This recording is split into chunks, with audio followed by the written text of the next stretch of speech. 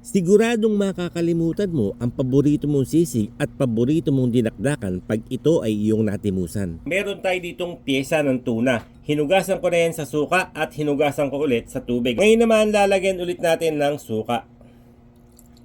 Ikikilaw natin mga bossing. Siling berde, sibuyas na tisoy, sibuyas na pula, kamatis at red bell pepper mga boss. Iihawin lang natin saglit. Lechon belly mga boss. Pinirito ko lang ng bahagya para maging bagnet ang kalabasan niya.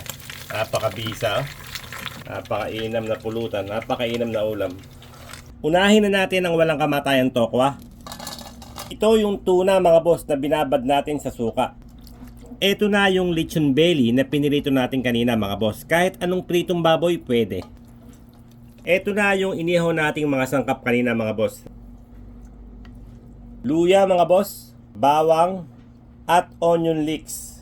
Purong gata ito mga boss. Pakukulaan ko lang ng bahagya. Lagyan natin ng konting paminta at konting asin. Medyo kumukulo na mga boss. Goods na sa akin yan. Tsaka natin ibubuhos mga boss.